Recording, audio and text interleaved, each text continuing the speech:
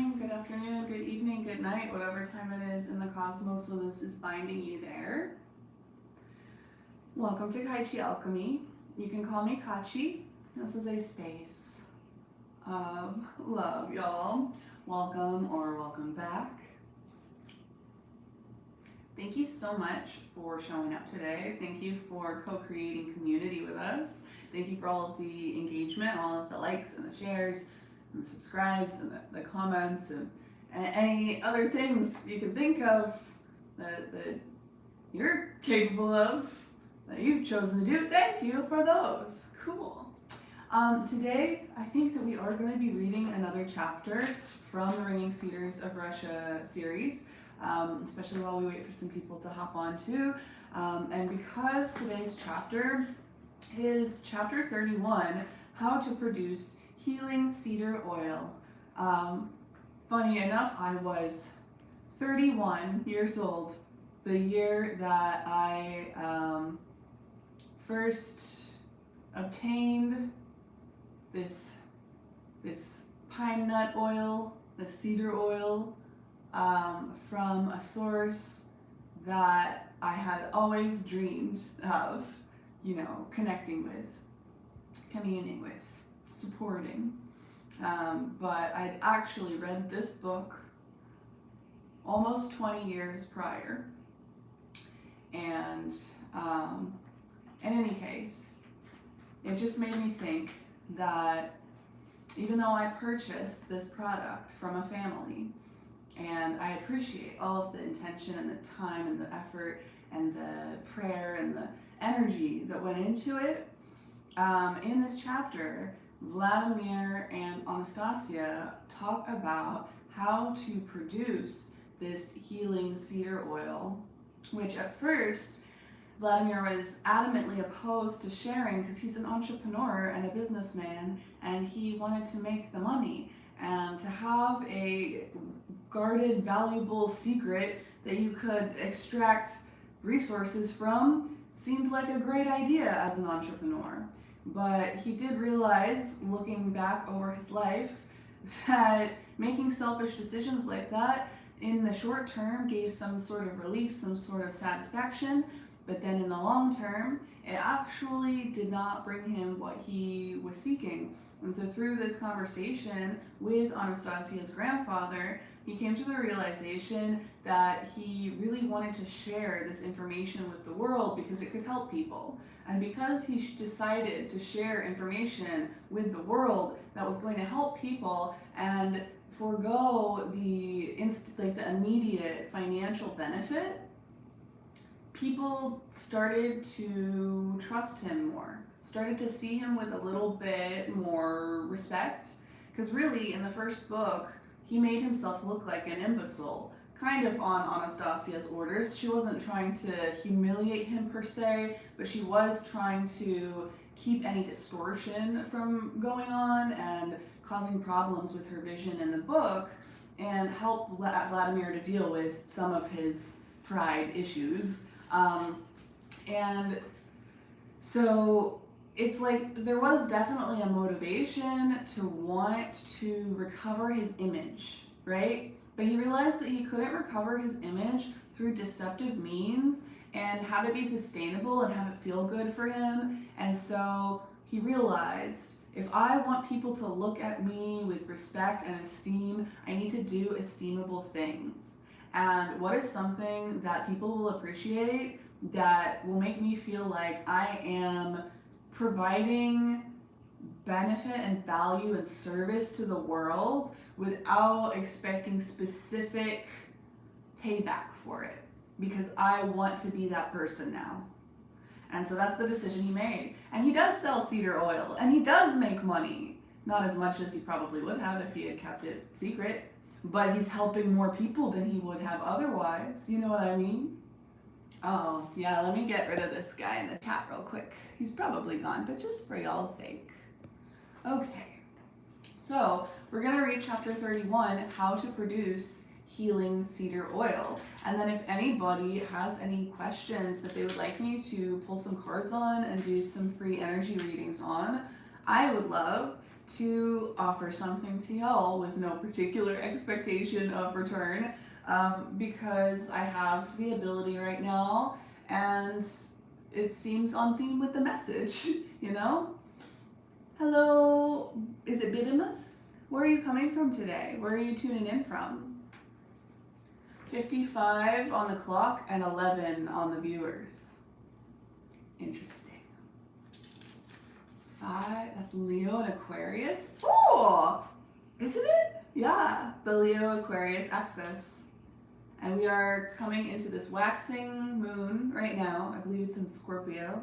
And we're headed into the full moon in Aquarius, if I remember correctly. So we're definitely working with this Leo Aquarius axis, which is about pride, which is about your image and your confidence and what you provide to the world in the community, and balancing how seen you are for that. Real confidence is not bravado, but a lot of people associate Leo with bravado. It's not that. It's a child. It's a quiet confidence of a successful business person. It's not what you think of when you think of Leo. It could be a performer even, but not a self-absorbed, obnoxious performer, you know? There's lots of different kinds of those. And the Aquarius archetype is about being a humanitarian and being a community leader, which is kind of what Vladimir became. I would almost say, as much as Anastasia has a very Aquarian energy, I would almost say it's kind of like she is the Leo energy. She is the unshakable confidence of a child with a heartfelt desire, and the effort and the expression that comes along with that. And Vladimir turns into a very elevated version of the Aquarius energy, in that he starts to make moves from more of a humanitarian place, and his reach into the community gets wider, you know what I mean? From London. What cup of tea? I mean, honestly, just when in Rome, right? But I do happen to have an extreme caffeine sensitivity. Like, I took a sip of green tea a couple of days ago, and I'm still recovering. I think I've slept about 14 hours a day for the last 3 days. So, proper England tea, probably not, but we could do some peppermint or something like that. Oh yeah, so we're going to be reading from The Ringing Cedars of Russia by Vladimir Magray. This is the second book in the series. This one's called The Ringing Cedars of Russia.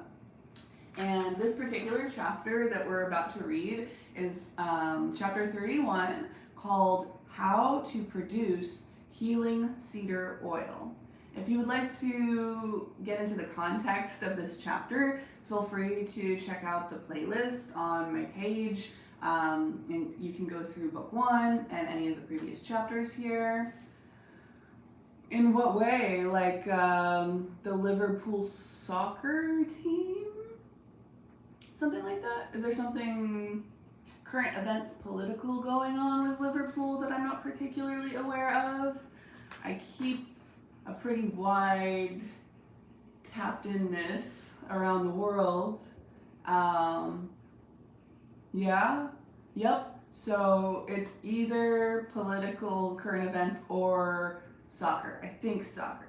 I don't particularly support Liverpool because I don't particularly support any sports teams because sports is one of those things that I only have interest in because other people have interest in it, and I want to show them like interest and support and like give attention to people.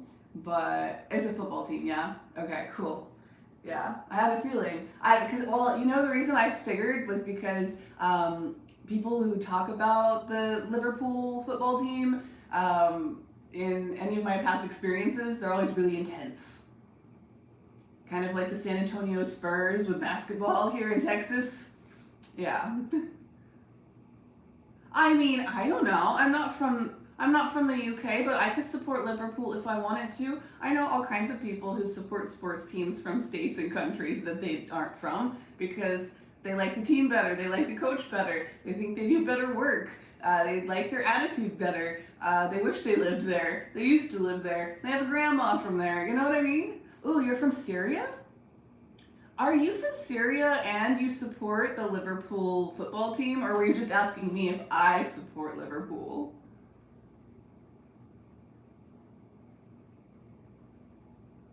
It seems like you're saying that in a like a put down kind of way, but I really can't understand what the intention would be.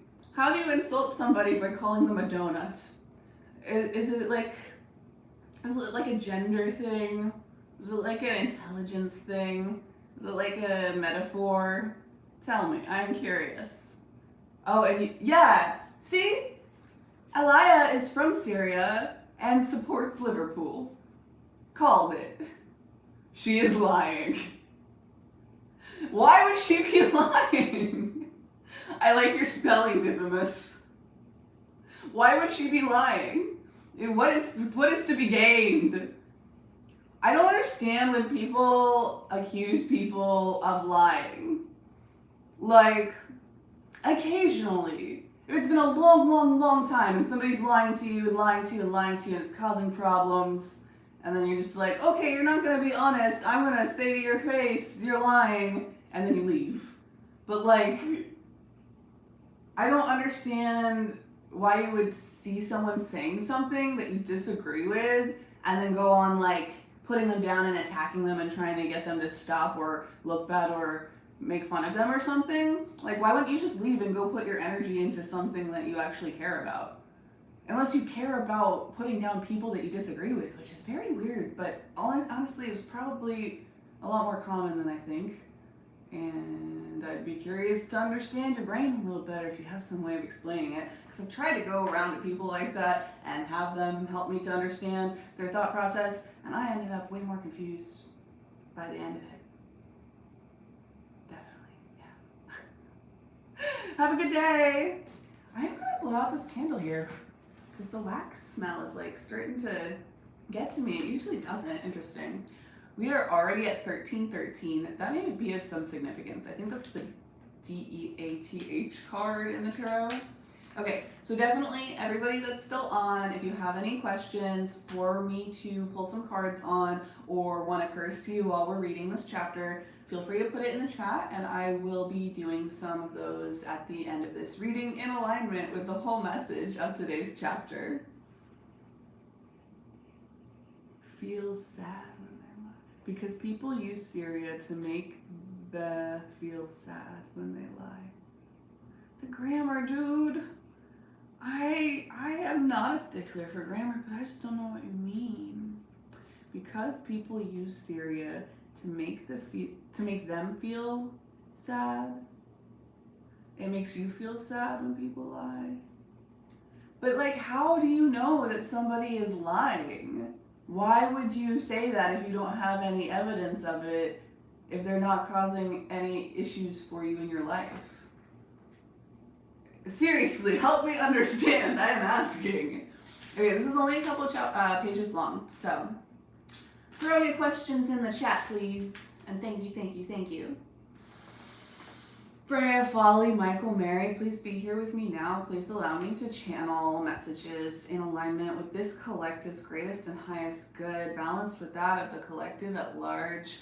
Thank you for your blessings. Thank you for your protection. Thank you for your support. Thank you for your insights. Thank you, thank you, thank you.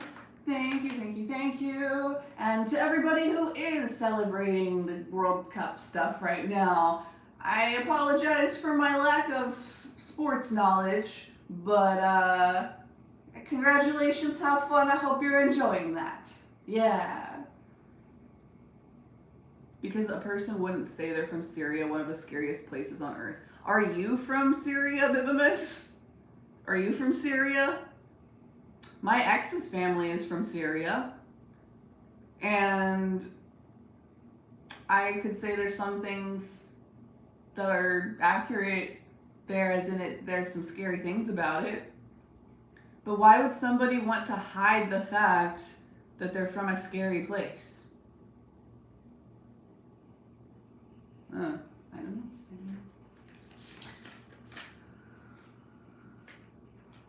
I'm from America. That's a scary place. I don't lie to anybody about that. I don't even lie to anybody about the fact that I did not vote Trump into office, but I definitely didn't rule it out. Shit's crazy here. Crazy. Okay, and on that note, just so that all y'all who are popping in at the last minute think I'm some sort of crazy conservative, I was about to say some insults. Not necessary, right? Okay.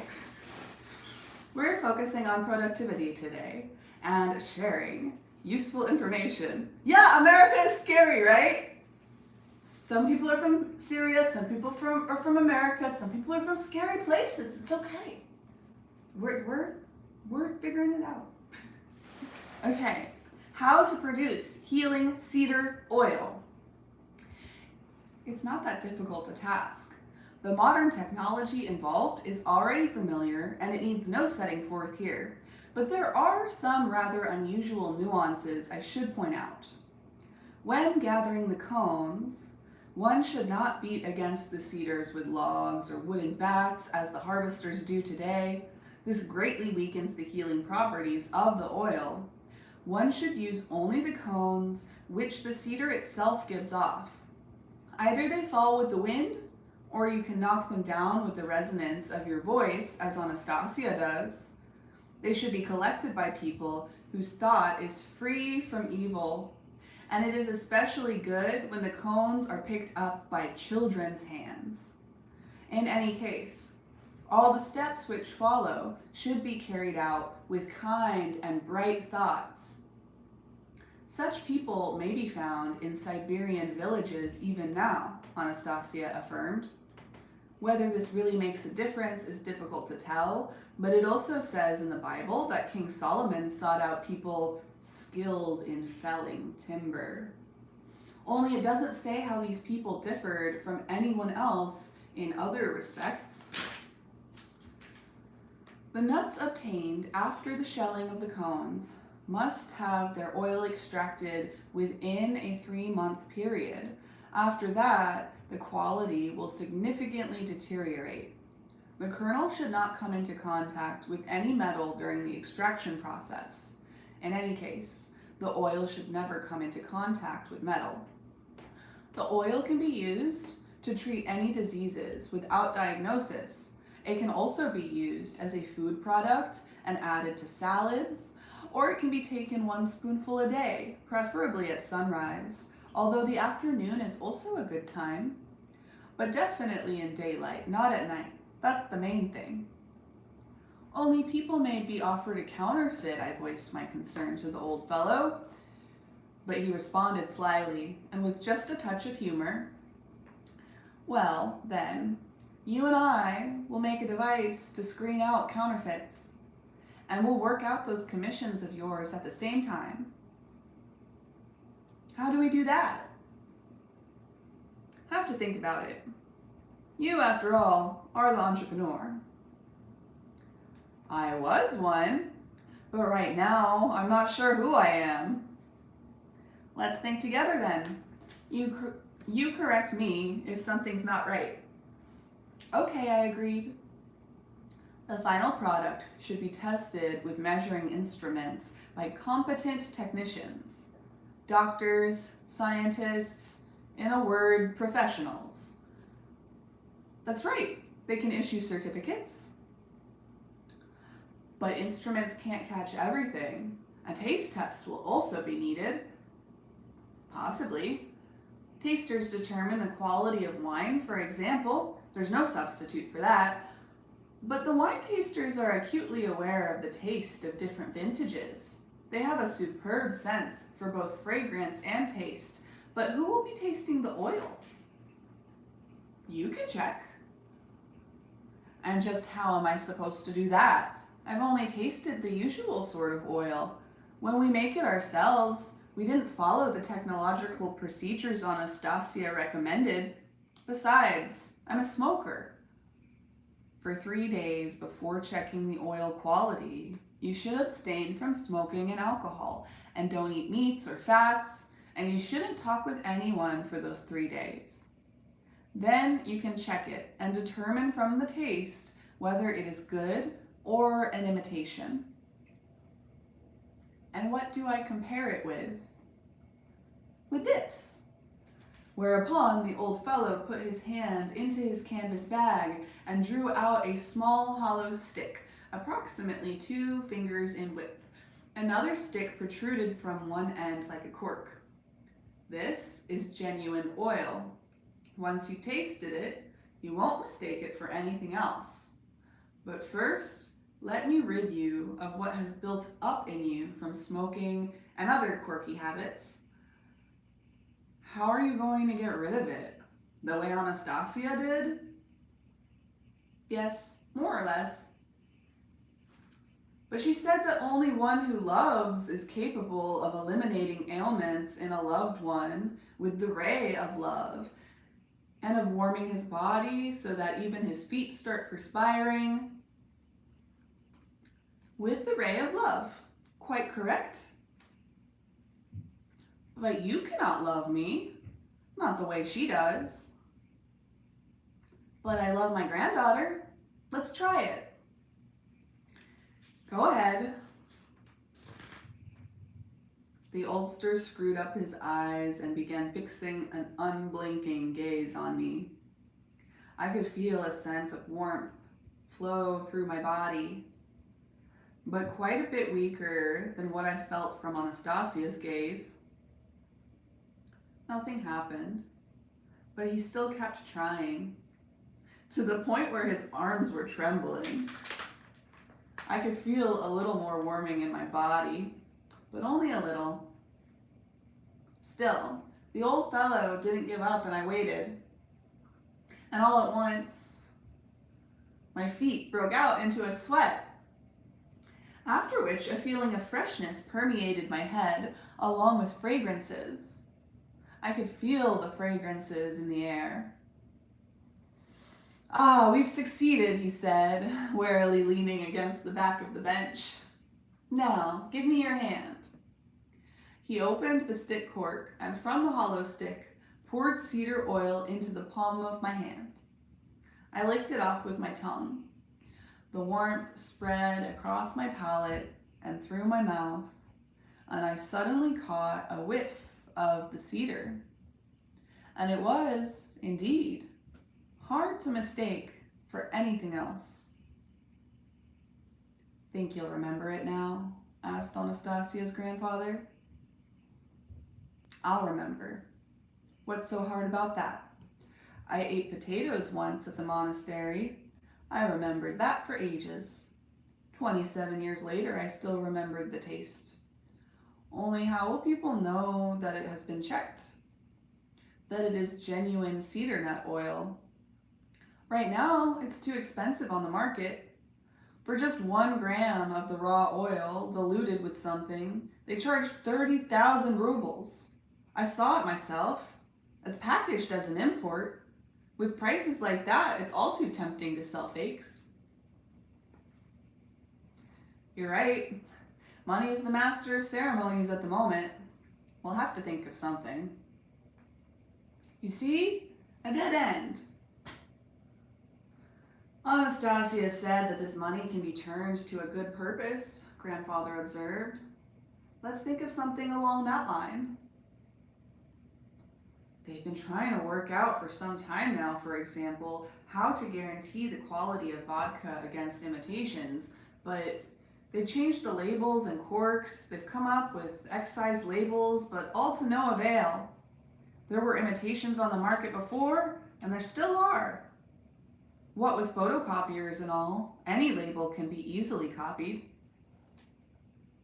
"What about money, Vladimir? Can it be copied too?" Money, that's more difficult to fake. So let's stick money onto the back side of our bottles, like labels, so that these Sniveling bits of paper can actually do some good for once. What do you mean stick money on bottles? What kind of nonsense is that? Give me a banknote, please. Any banknote. I gave him a 1,000 ruble note. Well then, it's quite clear. You take the note and cut it in half, stick one half in the box or something else, the other half you hide away in a file. You'll think of a suitable place, or put it in a safety deposit box at your bank. You see, on each half of the note, there are identical numbers, and so anyone wanting to confirm the authenticity of the oil can simply verify the number. Well, Gramps, I thought to myself, you've got a good head on your shoulders. And out loud I said, there's no better defense against imitations. Way to go! He laughed. Still laughing, he added. So, give me a percentage too. Come on, cough it up. A percentage? What kind of percentage? How much do you want? I want everything to be just right, said the old fellow, all at once serious again. Then he added, besides the 3%, take an additional 1%, in kind as oil already packaged, and offer it for free to whoever you feel you should. Let that be a gift to people from you and me.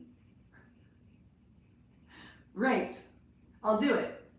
You've really thought of everything to a T. Way to go. To a T. That means Nastenka will be very happy for us. And my father still thinks I'm lazy. So you think I've done a good job? Of course you have. And we both had another good laugh. And I added, tell Anastasia I say you would make an excellent entrepreneur. You mean it? Certainly, you could become one of those new Russians, and a great one too. I'll tell her. And the fact that you're telling everybody about the cedar nut oil, I'll pass that along too. No regrets? What is there to regret? It would be a tiresome process anyway. I'll dash off to the 3rd book as I promised, and then I'll get going with my business again, trade, or something else, something normal. Something normal.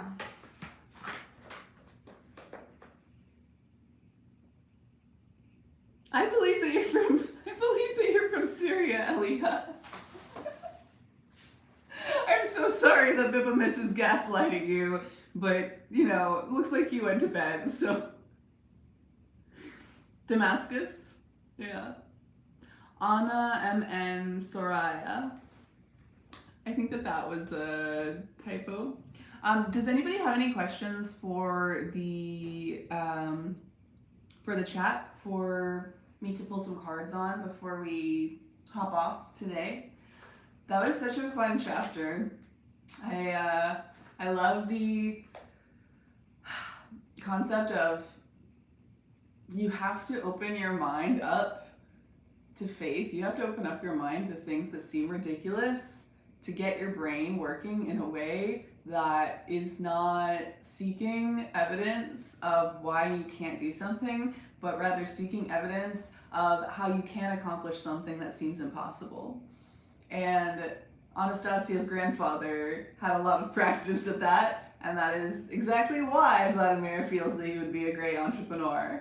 And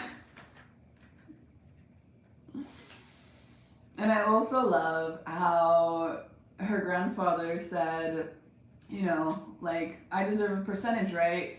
And Vladimir asked what he wanted, and he said, I want everything to be right. I want everything to be good. I don't want money for myself. He doesn't have any use for money for himself. He has everything he needs living in the woods, with his family and his home that's been there forever. He doesn't have use for money. It would literally be just as useful to throw in a fire pit, which they don't even usually light fires and stuff. than to keep it in his pocket and spend it on something. Because he doesn't spend money on things, and he doesn't go places where you can spend money on things. So what he said was, if you want to share with me, if you want to give something back to me for what I have given and shared with the world, if you insist, then yes, I will take a percentage. Take that percentage and use it to buy healing things for other people and give those things to other people as a gift from you and me. How sweet. How lovely. I hope everybody is having a wonderful lead up to this Aquarius full moon. I know it's going to be a little intense, but that's all right. While I wait to see if anybody else would like to get some cards pulled on a question that they have been thinking about or considering lately, I'm just going to pull an archetype card from this Kim Kranz deck and see if there's anything else that y'all gathered here today would benefit from seeing, hearing, feeling, experiencing, etc. Aww. Leo Aquarius. The Village. Okay.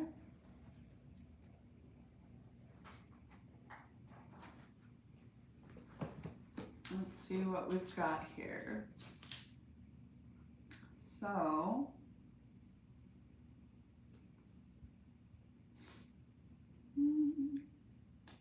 the Village, 145, the Places.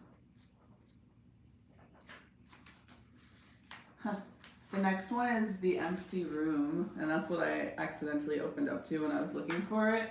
And that's reminding me of, isn't there a movie like called The Room or something? And every time somebody tries to explain it to me, they get really intense, but they're not able to explain it to me very well. So if you know what I'm talking about, feel free to drop it in the chat because I'm curious. But in any case, The Village, that's what we were actually looking for here. There's the image. Lovely. The hometown, the family, the tribe. The village moves with you as it is more of a mindset than a physical place. The kingdom lives within your own heart. Returning to the village is as important as leaving it. This can be thought of as a completion or an integration of what you learned out in the wild. That is so in alignment with the chapter that we read. That's so fun. And it says, when light, intimate, rooted, intergenerational, communal. When dark, small-minded, gossipy, trapped, restricted. To go deeper, I recommend Haruki Murakami's Hard-Boiled Wonderland and the End of the World.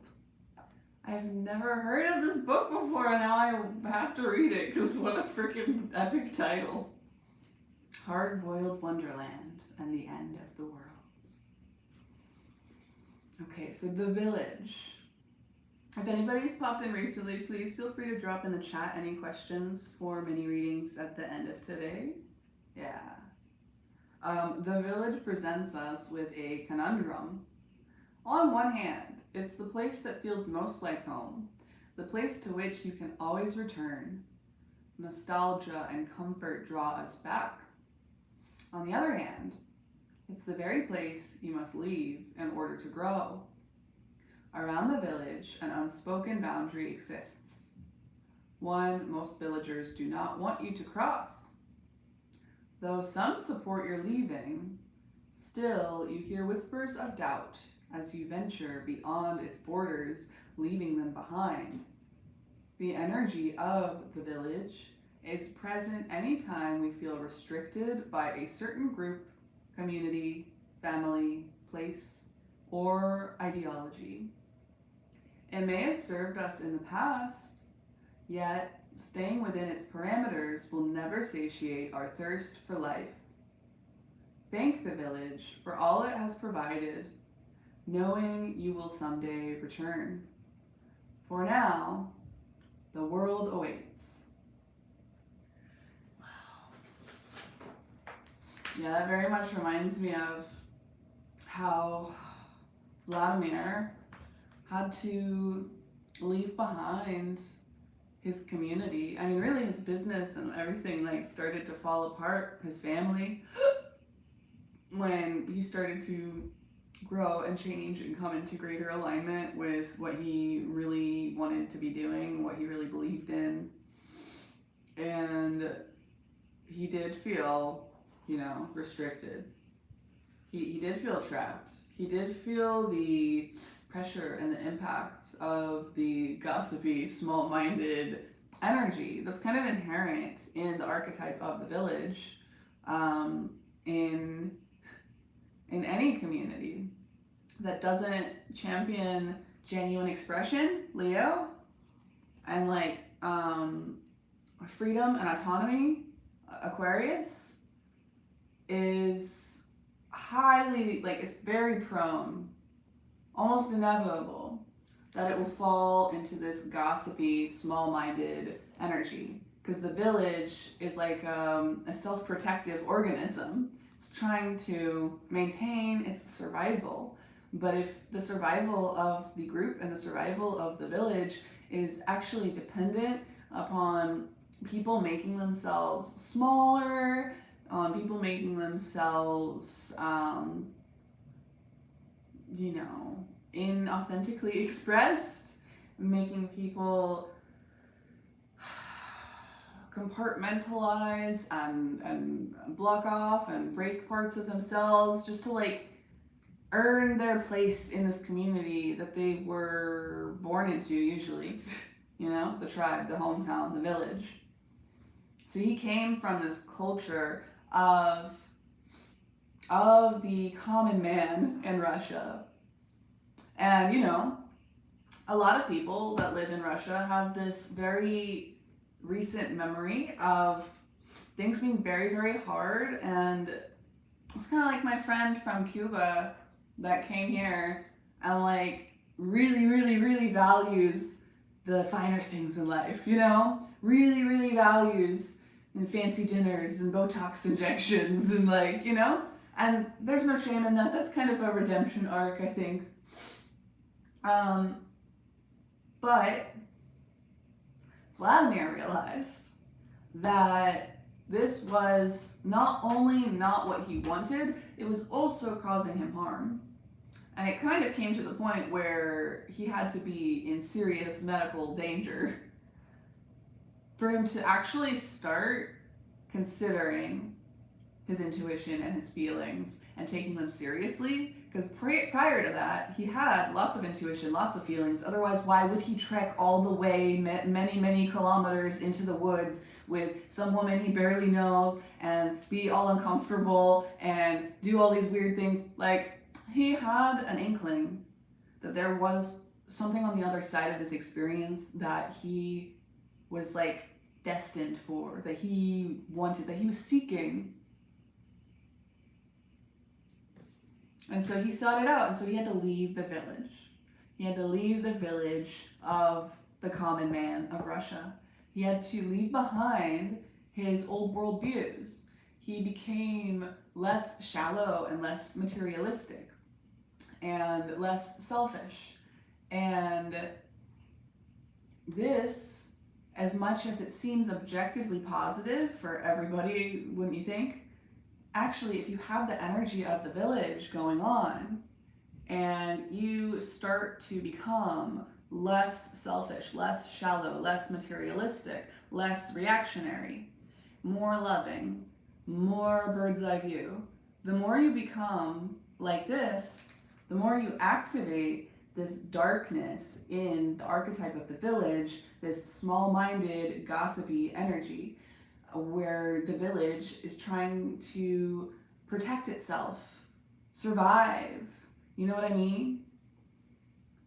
And if the village's survival is dependent upon people self-abandoning, on people, not seeking higher truth, if the village, if the group is threatened by your evolution, by your growth, then that's not a village that should survive. And so maybe it'll change and it'll shift and it will grow after your absence. After you leave the village and you, what should I say, like walk into the woods. Something like that.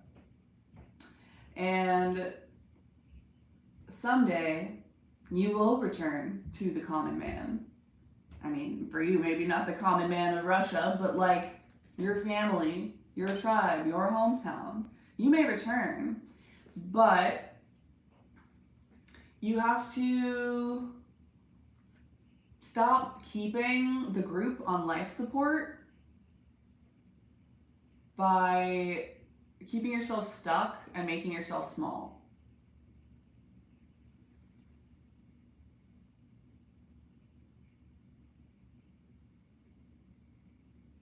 And then it's up to them to change or to not.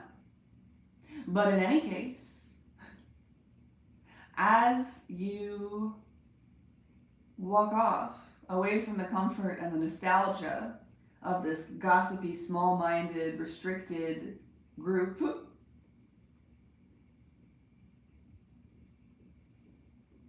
this is giving very like cult politics, narcissistic family systems, religious cults, things like that. And there's this unspoken boundary. People keep each other in line without pointing it out directly and calling it out and saying, there's this boundary here, there's this expectation here, there's this restriction here. This is the self-preservation of this identity, of this belief, of this group, of this egregore, of this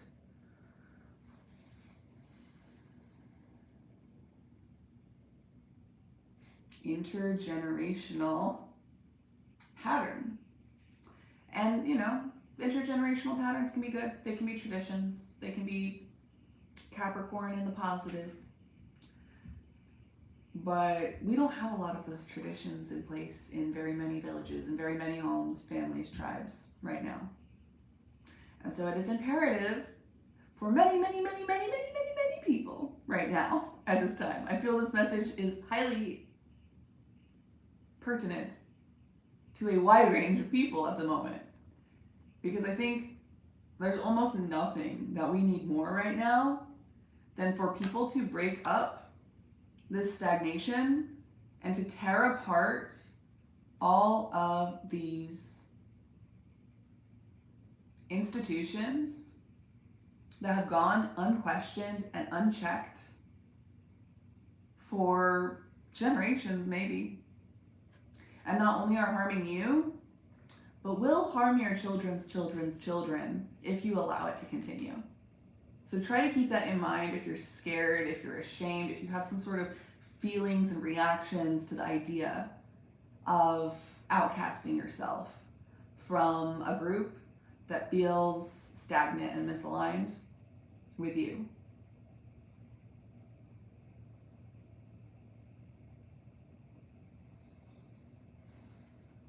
And though you may someday return, staying within its parameters will never satiate your thirst for life.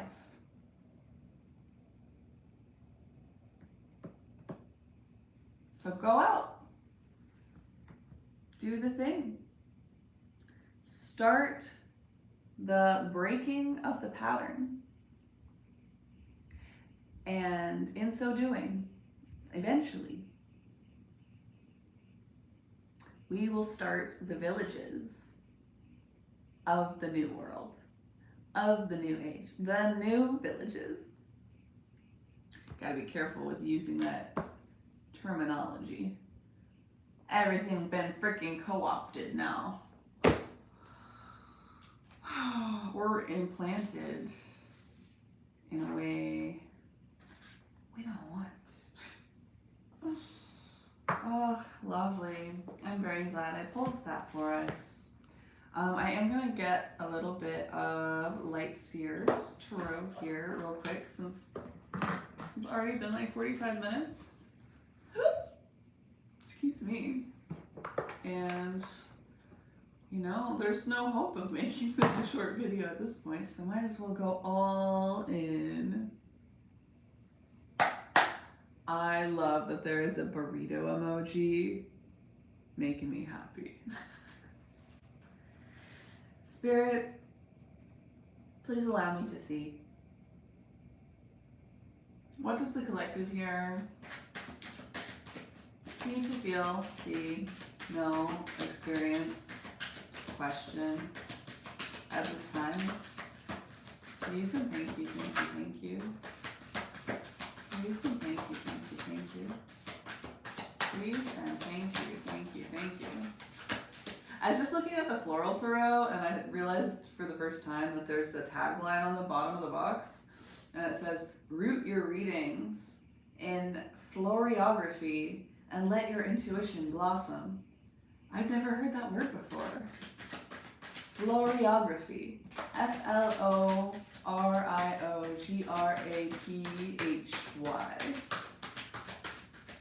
Maybe that would be interesting to you as well.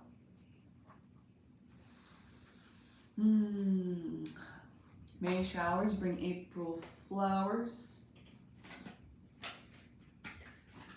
You know, the dysfunction in your family, in your village, as much as it was probably uncomfortable and painful, is actually the seed of the beautiful things that are to blossom in your life, in the world, because you confronted the hard thing, right? You brought the storm. And some people say, oh, you brought the storm, that's bad. Look at that tree over there, the branch broke and stuff. But it watered the wildflowers, right? Don't we want that? I want that. You can want whatever you want. That is the beauty of this free will zone, and I love it. So this is the past, present, future that I drew from the Light Spheres Tarot here for this group today. And in the recent past, here we have the Two of Wands in reverse. That's very much giving you felt stuck wherever you were. You are like looking out this window, looking at your future, at your dreams, say possibilities, but it's in reverse. So it's like you kept waiting, you kept looking out the window for an option, for an opportunity, but all you were met with over and over and over again, repeatedly, you were met with stagnation. You were met with a no-go. And the more this happened, the more apparent it became to you that you could not remain within the bounds of this village. If you ever wanted to grow, change, move, get up off of your legs, stand up on them, and walk over into the sunset instead of just sitting here on the carpet longingly gazing out the window at the fantasy of one day being free and doing something that actually feels right and good, healthy and helpful. Okay. But in the recent past, as you felt stuck, as you were looking into your future, repeatedly feeling no possibility of moving forward within the context of the village that you were in previously, the tribe, the family, the community, It was stagnation. It was small-minded, gossipy energy that bucked back whenever you questioned the group in some way.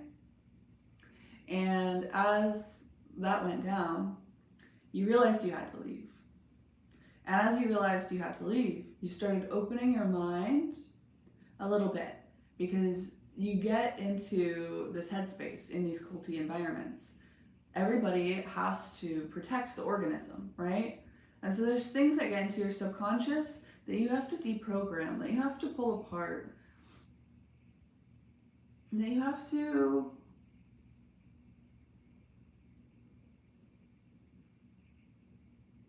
deconstruct, right? Like maybe there's some good things from that group, from that environment that you want to take with you. So you have to look through all of that with a much more honest eye, with a much more critical eye. You have to move right now in strategy. You have to move right now, not with your eyes, not with your logic, but with your intuition, with your connection to God. But you have to move strategically. You have to also be open to seeing things clearly enough to acknowledge when you see deception, strategy, trickery, masking, guilting, shaming, emotional manipulation. So you are making moves in silence. You got up off your butt and you started making moves in silence. And you saw that the window out here with your future, it was like you were in a zoo. That image of the future that kept you going, that you never actually had the potential to step into because of the environment that you were in, that kept you trapped, that kept you bound, that kept you within the confines of the group, of the village.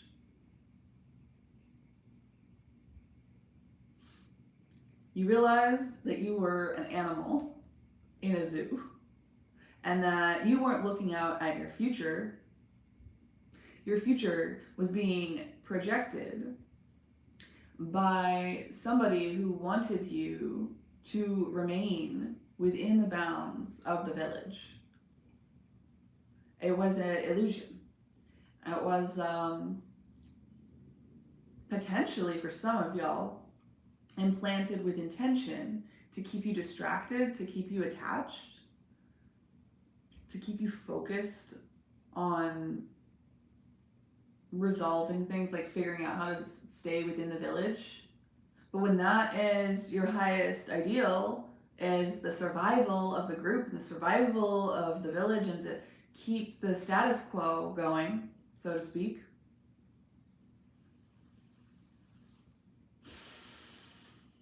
you're never going to get here. So she decided to get up, do a backflip, get on her feet, put on this hoodie so, people can't fully see the moves that she's making.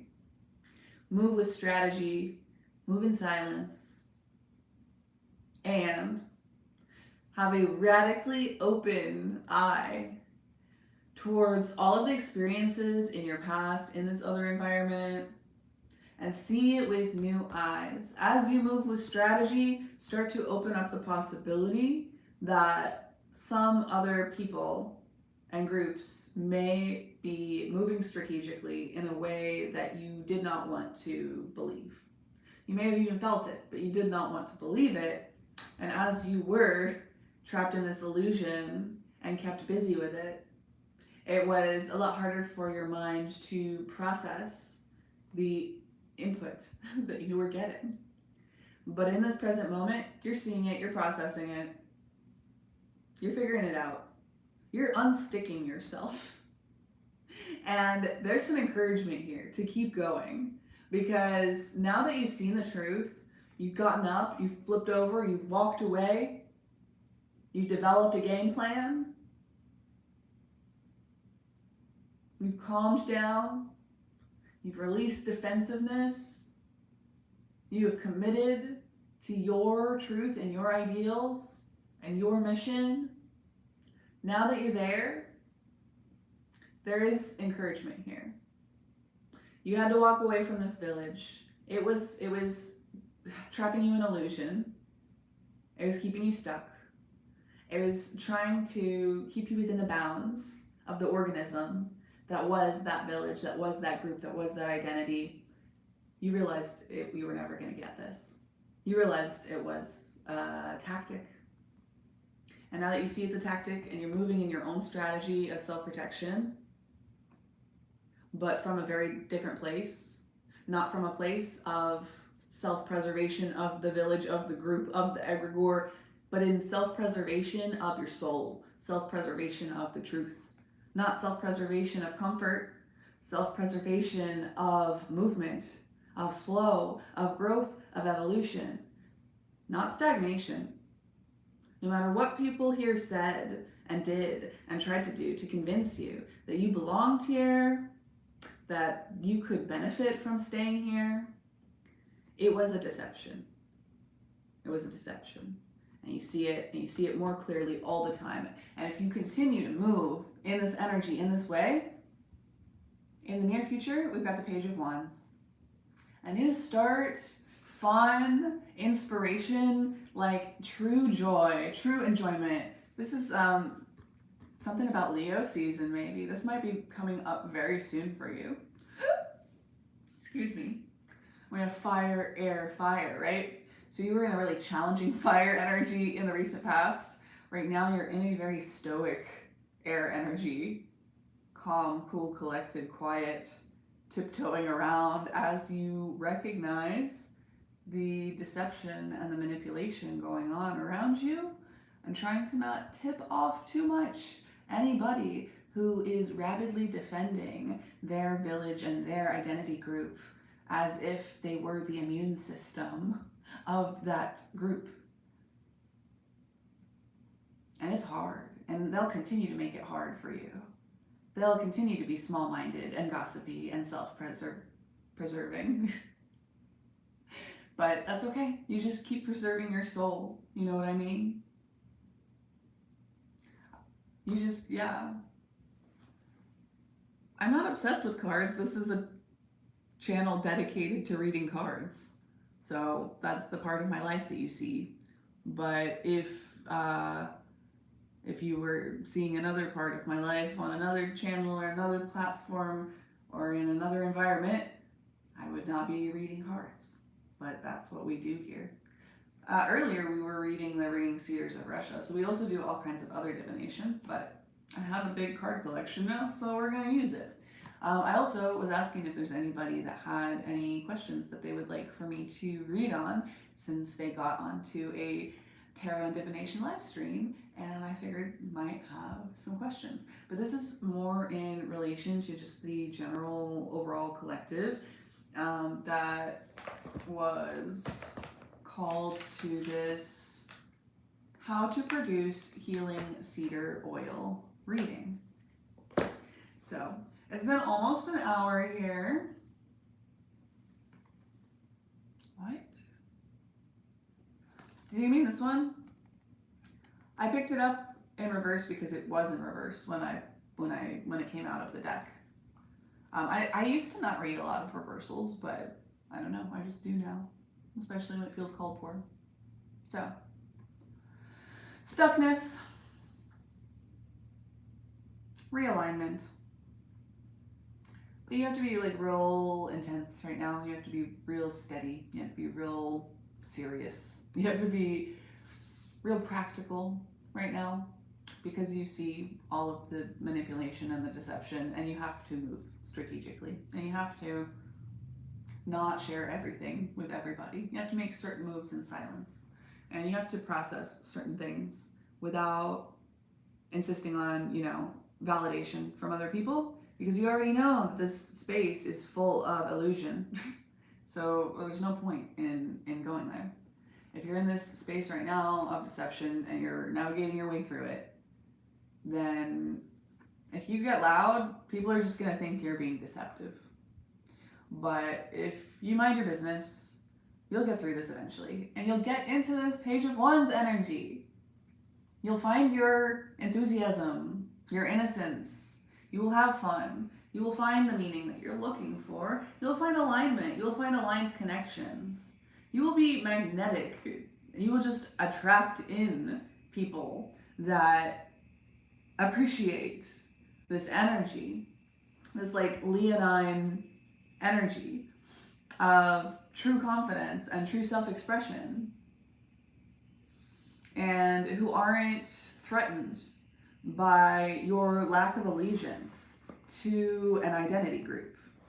And so the more you do this hard work, the faster, harder, sooner, better, stronger this reward will be coming in, this result will be coming in, this karmic effect will be coming in.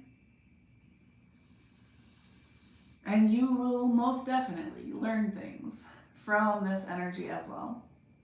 For a lot of you, it's been a hard road, but it's almost time for you to start learning from positive, enjoyable experiences, which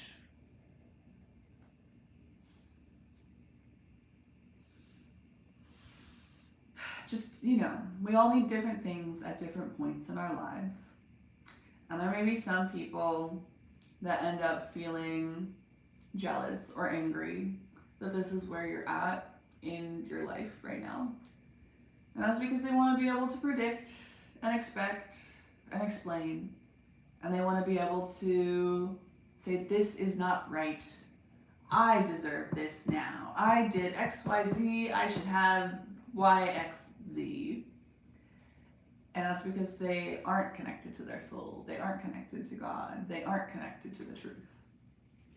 They are connected to some identity group that hinges upon that behavior of people in a community acting like an immune system and trying to keep everybody trapped inside and trying to keep everything foreign out. And sometimes we need that, sometimes it's beneficial, but I think that there are almost no healthy, sustainable village energies in the world today. Maybe a handful. Let me know if you know of any of them. But this is going to require us to break this shit up, to do hard things, to tear families apart with intention, with the highest good of all in mind. But nevertheless, we must destroy something and compost it in order to grow these new flowers.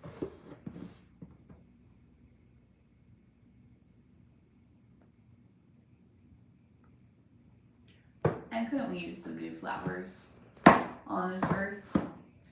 I mean, we were just talking about America and Syria.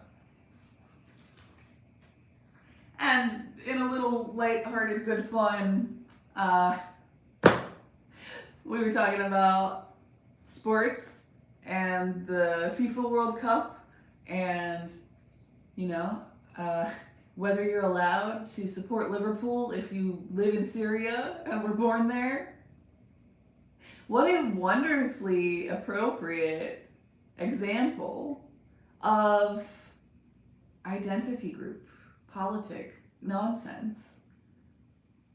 It's a little bit lighter and funner than the state and the church and politics, but people get freaking intense and they get competitive.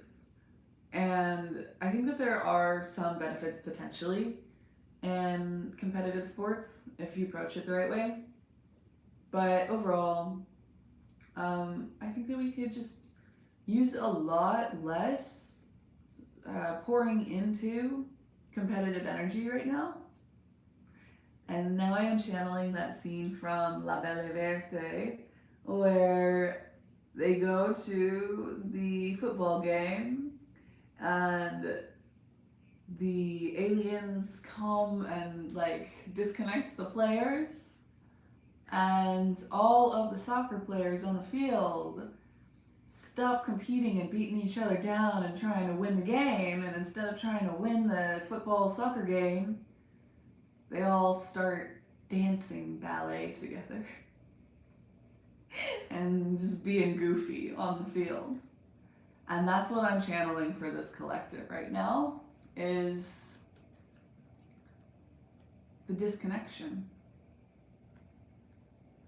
Unplug the computer, plug it back in. Turn off the computer, turn it back on. 666 on the clock.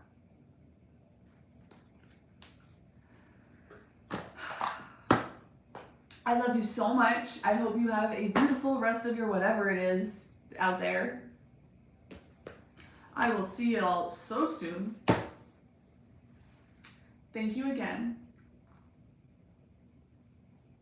Love, light, peace, and personal responsibility. I will see you there.